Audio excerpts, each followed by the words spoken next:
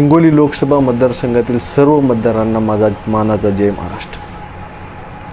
हिंगोली लोकसभा मतदारसंघाची महायुती आणि महाविकास आघाडी यांनी या दोन्ही पक्षांनी आपली उमेदवार जाहीर केली। त्यामध्ये शिंदे गटाचे हेमंत पाटील तर दुसरीकडे ठाकरे गटाचे नागेश पाटील आष्टीकर। आपल्या हिंगोलीकरांचं नशीब एवढं फुटकं आहे की सातव साहेब यांच्यानंतर एकही चांगला नेता आपल्या हिंगोलीला लाभलेला नाही। या पक्षांना काय दुसरे उमेदवार नव्हते का? होते, पण वर्चस्व दाखवायचं, इथं कुठं विकास करायचा आहे ना। रामदास पाटील होते, त्याच्यानंतर सचिन नाईक सारखे नेते होते, त्यांना तुम्ही द्या ना, ज्यांना प्रशासन कळते, जे हिंगोली लोकसभेचे मूळ प्रश्न संसदेत मांडू शकतात। आजची आपल्या हिंगोली लोकसभेची एवढी दळभद्री अवस्था आहे की इथल्या युवकांना कामासाठी घरदार, आई वडील, आपलं सर्व गाव सोडून पुणे, मुंबई यासारख्या ठिकाणी कामासाठी वन फिरावं लागतं। तिथे त्यांचे काय हाल होतात हे मला विचारा, मी भोगलं हे सर्व। आपल्या मतदारसंघात चांगले कॉलेज नाहीत, मुलांना इंजिनिअरिंग, पॉलिटेक्निकसारख्या किंवा मेडिकल या प्रकारचं शिक्षण घेण्यासाठी नांदेड, पुणे, मुंबई यासारख्या ठिकाणी जावं लागते। आजची एवढी भयावह परिस्थिती आहे आपल्या मतदारसंघाची की इथल्या युवकांना कोणत्याच संधी उपलब्ध होत नाहीत आणि त्यासाठी कोणताच नेता प्रयत्न पण करत नाही। एवढे मोठे धरण आहेत आपल्या इथं, पण आपल्याच भागातील शेतकऱ्यांना त्याचा लाभ होत नाही। किती शोकांतिक आहे। आजच म्हणजे काही दिवसापूर्वीच एक बेरोजगारीवर रिपोर्ट पब्लिश झाली, त्यामध्ये आज सांगण्यात आलं की देशामध्ये 65% सुशिक्षित युवक बेरोजगार आहेत। ही सर्वात भयानक परिस्थिती आहे आपल्या देशासमोर आणि या सर्व प्रकाराला जबाबदार आपण स्वतः आहोत। कारण आपण वोटिंग हे विकास, महागाई, बेरोजगारी, शेतकरी हे मुद्दे विचारात घेऊन मतदान करतच नाही ना। आपण काय बघतो, हा हिंदुत्ववादी पक्षाचा, म्हणजे याला वोट नाही जर दिलं तर हिंदू खतरे में आहे का? पण आपण हे नाही बघत की या नेत्याला आपण निवडून दिल्यानंतर तो आपल्या मतदारसंघाची किती प्रश्न संसदेत मांडतोय का फक्त नेतागिरी करतोय। आणि हे पक्ष अशी उमेदवार आमच्या माथी जर मारत असतील तर जनतेने पण एखाद्या सामान्य माणसाला किंवा एखाद्या सुशिक्षित चांगल्या उमेदवाराला निवडून जर दिलं तर त्याच्यातच जनतेची भलाई आहे। आता हे मोदी साहेबांचं नाव घेऊन मतं मागायला येणार आणि बोलणार काय तर हिंदू खतरे में है, देश को बचाना है तो मोदी जी को लाना पड़ेगा, मोदी जी ने हमारे वार रुकवा दी। अरे तुझ्या मोदी साहेबाला मणिपूर जळत होतं ते थांबवता आलं नाही आणि म्हणे की मोदीजीने वार रुकवा दी। आणि मोदी सरकारनं जनतेच्या ताटामध्ये फक्त माती कालवण्याचं काम केलं या 10 वर्षांमध्ये। MSP लागू करतो म्हणली होती, नाही केली। 2 करोड रोजगार, तो पण नाही। महागाई कमी करतो म्हणलं, कमी तर सोडाच, यांनी आले तेव्हापासून सामान्य माणूस जो कमावतोय तो पूर्ण वैयक्तिक खर्च आणि राशन पाण्यामध्ये जातोय। फक्त मला एवढंच सांगायचं की जर या देशामध्ये लोकशाही टिकवायची असेल तर नीट विचार करून आपलं मत द्या। आणि आपल्या मतदारसंघातील जे दोन्ही कॅन्डिडेट आहेत त्यांच्याबद्दल तुम्हाला काय वाटतं ते पण मला कमेंट करून सांगा, किंवा तिसरा पर्याय कोणी आहे का तुमच्या मनामध्ये ते पण सांगा। कारण मी तर सांगतोय ना, या दोन्ही कॅन्डिडेटपैकी कोणी जरी निवडून आला तरी काही तो हिंगोली लोकसभा मतदारसंघाचा विकास करू शकणार नाही, हे दोन्ही कॅन्डिडेट। कारण यांच्यामध्ये ती कुवतच नाही। हे फक्त चिखलफेक करणारी माणसं आहेत, यांना फक्त एकमेकावर आरोप करता येतो, यांना विकासाबद्दल कोणतेच मुद्दे मांडता येणार नाहीत आणि मांडू शकत नाही ते। मी सांगतो तुम्हाला, आज आपल्या हिंगोलीला एका अशा माणसाची गरज आहे, सुशिक्षित माणसाची गरज आहे जो की आपले प्रश्न, जनतेचे प्रश्न त्या संसदेमध्ये मांडेल। कारण आज आपल्या हिंगोलीमध्ये कोणत्याच सुविधा नाहीत। आज एखादी MIDC आहे का बघा तुम्हीच, एखादी MIDCसुद्धा नाही। आपल्या हिंगोलीमध्ये जर मुलांना काही रोजगाराच्या संधी उपलब्ध झाल्या तर आपल्या हिंगोलीचा विकास होईल। आज आपल्या जी हिंगोली विधानसभामध्ये जी मतदारसंघ आहेत त्याच्यामध्ये किनवट भाग बघा तुम्ही, किनवट भागामध्ये आदिवासी समाज आहे, तिथल्या आदिवासी समाजाची किती भयानक परिस्थिती आहे, त्यांना ते कशा प्रकारे जगत आहेत त्यांच्याबद्दल कोणी विचार करत नाही। आज आपला जो पूर्ण जो मतदारसंघ आहे तो मागासलेला आहे. आज आपल्या मतदारसंघामध्ये कोणत्याच प्रकारच्या संधी उपलब्ध नाहीत, तरुणांना संधी उपलब्ध नाहीत. सर्व आपल्या हिंगोलीमध्ये तर बहुतेक करून तर जुगार, ह्या सगळ्या गोष्टी ज्या आहेत, मटका, या सर्व गोष्टी आपल्या इथं बेभान पद्धतीने एकदम सुसाट कारभार चालू आहे आपल्या हिंगोलीमध्ये. तर या गोष्टी जर कंट्रोलमध्ये आणायच्या असतील तर आपल्या मतदारसंघाला एक सुशिक्षित आणि आपल्या मतदारसंघातला एखादा चांगला माणूस निवडून देणं गरजेचं आहे. तर तुमच्या मनामध्ये तो उमेदवार कोण आहे, आणि ही सर्व परिस्थिती बघून तर, आणि एकही उमेदवार चांगला नाही हे बघून तर मला असं वाटू लागलं की काय मीच उठून आता फॉर्म भरू काय, की कारण परिस्थिती तशी झाली. कोणाच्या बी मनामध्ये हा प्रश्न येऊ शकतो किंवा ही भावना येऊ शकते की आता काय, कुणाला मतदान करायचं आम्ही.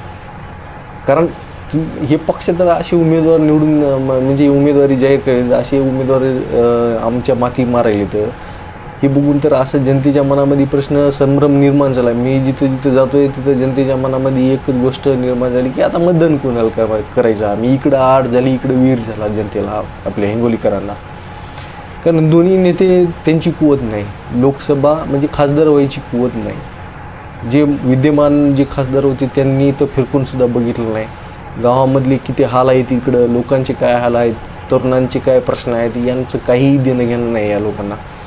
त्याच्यामुळं कुणीतरी सचिन नाईक म्हणा किंवा रामदास पाटील सुमटाणकर यांच्यासारख्या माणसाला पुढे येऊन अपक्ष उमेदवारी अर्ज दाखल करून जनतेसाठी म्हणतो आहे मी, जनतेसाठी का होईना त्यांनी मैदानामध्ये या रिंगणामध्ये उतरलं पाहिजे. कारण आता आमच्यासारखे सामान्य मुलं तर उभं टाकू नाही शकणार, कारण आम्ही त्यांच्यापुढे नाही डुबू शकणार. कारण तेवढा खर्च, डिपॉझिटच 25,000 रुपये आहे, आमची पगार तेवढी नाही. तर ह्या गोष्टी जनतेच्या मनातल्या ह्या गोष्टी, ह्या समस्या समजून एखाद्या सचिन नाईकसारख्या नेत्यानं जर समोर येऊन जर अपक्ष उमेदवारी अर्ज दाखल केला तर निश्चितच जनतेच्या मनातील तो नेता होऊ शकतो. कारण आपल्या हिंगोलीमध्ये बहुजन समाज जास्त आहे, त्याच्यामध्ये मुस्लिम समाज पण आहे अल्पसंख्याकमध्ये, OBC समाज पण भरपूर आहे. त्याच्यानंतर तरुण युवक यांचं पण मतदान चांगलं आहे आपल्या इथं. आणि सध्या जे आपल्या नॅशनल लेवलला म्हणा देशामध्ये जे वातावरण क्रिएट झालं आहे, जे BJPनं आतापर्यंत केलं आहे, भ्रष्टाचारी नेत्यांना आपल्या वॉशिंग मशीनमध्ये टाकून जे त्यांना स्वच्छ करण्याचं काम जे सुरू आहे. तुम्ही आताच न्यूज ऐकली असेल आजची की प्रफुल्ल पटेल राष्ट्रवादी काँग्रेसची जी होती अजित पवार गटाची, त्यांच्यावर ज्या केसेस चालू होत्या त्यांनी CBIने त्यांना क्लीन चिट दिली. म्हणजे हे चाललं आहे काय, जो नेता याच्यामध्ये BJPमध्ये जातो आहे त्याच्यावरच्या सर्व त्याच्यावरचे जे आरोप आहेत ती त्यांना क्लीन चिट दिली जाते. काँग्रेसचे एक माजी खासदार होते नवीन जिंदल, त्यांच्यावर कोळसा घोटाळ्यामध्ये आरोप होते. कोळसा घोटाळ्यामध्ये आरोप असताना ते कुरुक्षेत्र तिथले प्रॉपरचे आहे कुरुक्षेत्र हरियाणामधली, जशी ते याच्यामध्ये गेली BJPमध्ये गेली, त्यांना उमेदवारी जाहीर झाली आणि त्यांच्यावरची खटली पण आता मागं घ्यायला सुरुवात झाली. असे बरेच गोष्टी येतात. आणि जो त्यांच्या पक्षामध्ये जात नाही त्यांना केजरीवालप्रमाणे अटक केली जाते. म्हणजे या गोष्टी व्हायल्यात आपल्या भारतामध्ये. म्हणजे एक प्रकारे लोकशाहीच्या विरोधामध्ये कामं केली जात आहेत. जे डॉक्टर बाबासाहेब आंबेडकरांनी जे संविधान लिहिलं होतं, आज त्या संविधानाला वाचवण्यासाठी चांगल्या सुसंस्कृत माणसांची गरज आहे. त्यातल्या त्यात आपल्या हिंगोलीला तर खूपच गरज आहे. कारण हिंगोलीसाठी आजपर्यंत सातवसाहेबाच्या नंतर कोणी असा नेताच झाला नाही जो की हिंगोलीचे प्रश्न त्या संसदेमध्ये मांडू शकेल. कारण फक्त राजीव सातव असे होते की ज्यांना 5 वेळेस संसद रत्न पुरस्कार भेटला होता आणि त्यांनी सर्वात जास्त प्रश्न मांडले होते आपल्या हिंगोली लोकसभेचे. परंतु या मागच्या 5 वर्षात एकही प्रश्न असा दिसत नाही की आपल्या हिंगोली लोकसभेचा मांडला असेल तिथं. आणि जे काही गोष्टी केलेल्या आहेत आम्हाला की आपण हळदीसाठी जे 100 कोटी रुपयाचं जे, पण ह्या गोष्टी फक्त नावापुरत्याच राहिल्या, त्या का अंमलबजावणी त्यांची झाली नाही. आणि मेन जे काम आहेत जे आपल्या कॉन्स्टिट्युशनमध्ये जे लोकसभेमध्ये जे मेन काम आहेत रोजगार, त्याच्यानंतर शेतकऱ्यांचे जे प्रश्न आहेत आणि आपल्या इथं बाजारपेठ चांगली आहे, हळदीसाठी मार्केट खूप चांगलं आहे, आपल्या इथं वसमतचं मार्केट चांगलं आहे, त्याच्यानंतर हिंगोलीचं स्वतः मार्केट चांगलं आहे. हिंगोलीमध्ये दसरा जो उत्सव असतो तो देशामध्ये दुसऱ्या क्रमांकाला येतो म्हैसूरच्या नंतर. म्हणजे अशा बऱ्याच गोष्टी आहेत. औंढा नागनाथ तीर्थक्षेत्र आहे, म्हणावं तसा आपल्या इथं विकास झाला नाही, पर्यटन ह्या सर्व संधी उपलब्ध होऊ शकतात. त्याच्यानंतर नासानं जे जागा दाखवलेली आहे त्यांचं ते केंद्र उभारणार आहे ते म्हणजे इथून पुढे जर काही एखादा जर असा खासदार आपल्या हिंगोली जिल्ह्याला लाभला जो की हे प्रश्न तिथं जर रेटून धरणारा मांडणारा संसदेमध्ये, तर आपल्या हिंगोलीला सुवर्ण दिवस येऊ शकतात. कारण रोजगाराच्या संधी उपलब्ध करायच्या असतील तर ह्या गोष्टी आपल्या हिंगोलीमध्ये ह्या गोष्टी आल्या पाहिजे. त्याच्यासाठी जो प्रयत्न करेल असा नेता आपल्याला निवडून द्यावा लागेल. आणि त्यासाठी सचिन नाईक म्हणा किंवा रामदास पाटील सुमटाणकर म्हणा यांच्यासारखी माणसं ज्यांना की प्रशासनाची जाण आहे, ज्यांनी देश पाहिला आहे, ज्यांना की मूळ समस्या माहीत आहेत, अशी सुसंस्कृत आणि पेशन्स असलेली माणसं आपल्या हिंगोलीला खासदार म्हणून पाहिजेत.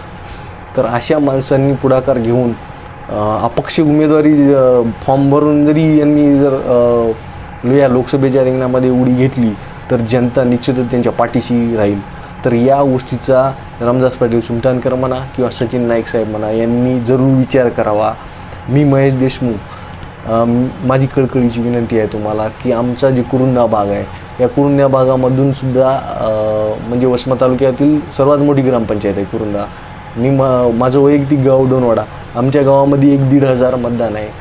तर सर्वांची मागणी अशी आहे की तुम्हाला की कुणीतरी तुम्ही मैदानामध्ये उतरा आणि या जनतेचं जे प्रश्न आहेत त्या समस्या आहेत त्या मांडण्यासाठी तुम्ही स्वतः या रिंगणामध्ये उतरा. कारण जनतेला हे दोन्ही उमेदवार नाही पाहिजेत.